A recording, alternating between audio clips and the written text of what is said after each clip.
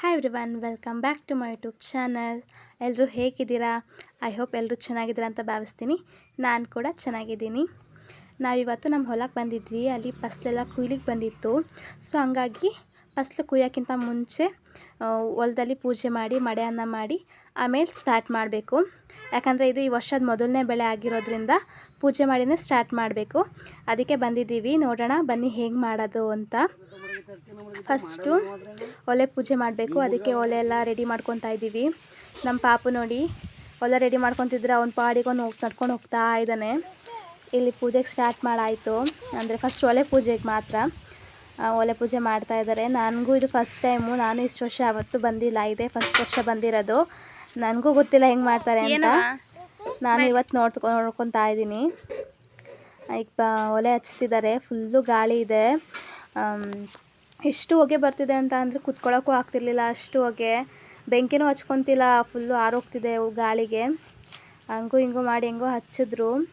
ಮತ್ತು ಇದು ಮನೆ ಗಂಡು ಮಕ್ಕಳು ಮಾತ್ರ ಮಾಡಬೇಕು, ಹೆಣ್ಮಕ್ಳು ಮಾಡೋಂಗಿಲ್ಲ. ಅದಕ್ಕೆ ನಮ್ಮ ಭಾವನೆ ಮಾಡ್ತಾಯಿದ್ದಾರೆ. ಅಂದರೆ ಒಲೆ ಒಟ್ಟಕ್ಕೆಲ್ಲ ಸ್ವಲ್ಪ ನಮ್ಮ ಅಕ್ಕ ಹೆಲ್ಪ್ ಮಾಡ್ತಿದ್ರು. ಅಂದರೆ ಆರೋಗ್ತಿತ್ತಲ್ಲ, ನೀವು ಅದನ್ನು ನೋಡ್ಕೊಳ್ಳಿ ನಾನು ಮಾಡ್ತೀನಿ ಅಂತ. ಅದು ನೋಡಿ ಇವ್ನು ಆಟ ಮಾಡ್ತಿದ್ದ ಅಂತ ತೊಗೊಂಡೋಗಿ ಮೇಲೆ ಕೂರಿಸಿದ್ರು. ಈಗ ಅದಕ್ಕೆಲ್ಲ ಕಾಳುಗಳು, ಮಿಕ್ಸ್ ಕಾಳುಗಳನ್ನೆಲ್ಲ ಹಾಕ್ತಿದ್ದೀವಿ. ಕಡಲೆಬೇಳೆ, ಹೆಸ್ರು ಕಾಳು ಮತ್ತು ತೊಗರಿಬೇಳೆ. ಈಗ ಮತ್ತು ಅಕ್ಕಿ ತೊಳ್ಕೊಂಡಿದ್ದು ಹಾಕಿ ಚೆನ್ನಾಗಿ ಕುದಿದ್ಮೇಲೆ ಪೊಂಗಲ್ ರೆಡಿ ಆಯಿತು. ಈಗ ಅಕ್ಕಿ ತೊಳೆದಿಟ್ಕೊಂಡಿದ್ವಿ, ಅಕ್ಕಿನ ಹಾಕ್ತಾಯಿದ್ದಾರೆ. ಮತ್ತು ಇನ್ನೊಂದೇನೆಂದರೆ ಈ ಥರ ಹೊಲದಲ್ಲಿ ಈ ಥರ ಒಲೆ ಹಚ್ಕೊಂಡು ಮಾಡೋ ಅಡುಗೆ ಎಲ್ಲ ಎಷ್ಟು ಟೇಸ್ಟಿಯಾಗಿರುತ್ತೆ ಮತ್ತು ಚೆನ್ನಾಗಿರುತ್ತೆ. ಎಲ್ಲ ಫ್ಯಾಮಿಲಿ ಎಲ್ಲ ಸೇರಿ ಈ ಥರ ಹೊಲದಲ್ಲಿ ಈ ಥರ ಅಡುಗೆ ಮಾಡ್ಕೊಂಡು ತಿಂದರೆ ತುಂಬ ಚೆನ್ನಾಗಿರುತ್ತೆ, ಒಂಥರ ಮೆಮೊರಿಯಾಗಿರುತ್ತೆ. ಈಗೆಲ್ಲ ಕುದ್ದಾಯಿತು. ಇನ್ನೊಂದು ಸ್ವಲ್ಪ ಈಗ ಚೆನ್ನಾಗಿ ಕುದೀತಾ ಇದೆ.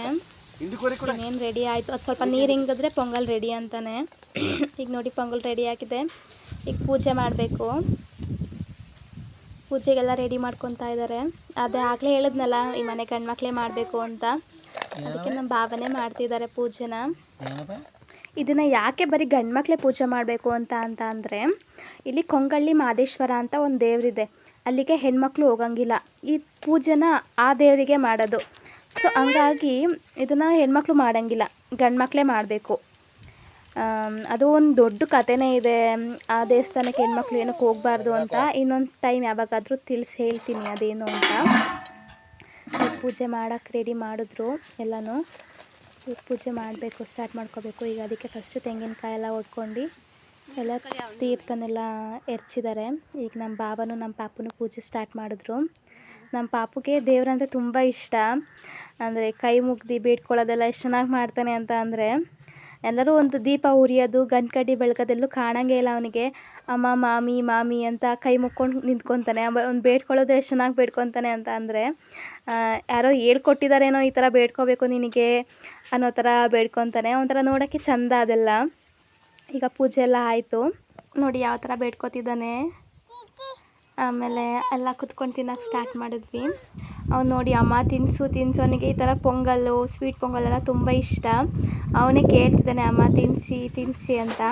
ಅದಕ್ಕೆ ಫಸ್ಟ್ ಅವನಿಗೆ ತಿನ್ನಿಸೋಣ, ದೇವ್ರು ಫಸ್ಟ್ ಅವನಿಗೆ ಸೇರಲಿ ಅಂತ ಅವನಿಗೆ ತಿನ್ನಿಸ್ತಾ ಇದ್ದೆ. ನಮ್ಮ ಅಕ್ಕ ಬಾಬಾ ಅಲ್ಲಿ ಪಕ್ಕದಲ್ಲ ಹೊಲದಲ್ಲ ಇರೋರಿಗೆಲ್ಲ ಕೊಟ್ಬಿಟ್ಟು ಬರ್ತೀನಿ ಅಂತ ಹೋಗಿದ್ರು. ಅಷ್ಟೆಲ್ಲ ಅವನಿಗೂ ತಿನ್ನಿಸಿ ಆಮೇಲೆ ಅವ್ರು ಬಂದಮೇಲೆ ನಾವು ತಿಂದು ಈಗ ಮನೆಗೆ ಹೊರಟಿದ್ದೀವಿ. ಮಳೆ ಬರೋಂಗಾಗಿತ್ತು ಅಂತ ಬೇಗ ಹೊರಟ್ಬಿಡೋಣ ಅಂತ. ಇದೇ ಥರ ಇಂಟ್ರೆಸ್ಟಿಂಗ್ ವೀಡಿಯೋಸ್ನ ಅಪ್ಲೋಡ್ ಮಾಡ್ತಾ ಇರ್ತೀನಿ. ಸಪೋರ್ಟ್ ಮಾಡಿ, ನಮ್ಮ ಚಾನಲ್ನ ಸಬ್ಸ್ಕ್ರೈಬ್ ಮಾಡಿ. Thank you for watching. Smiling. Bye everyone.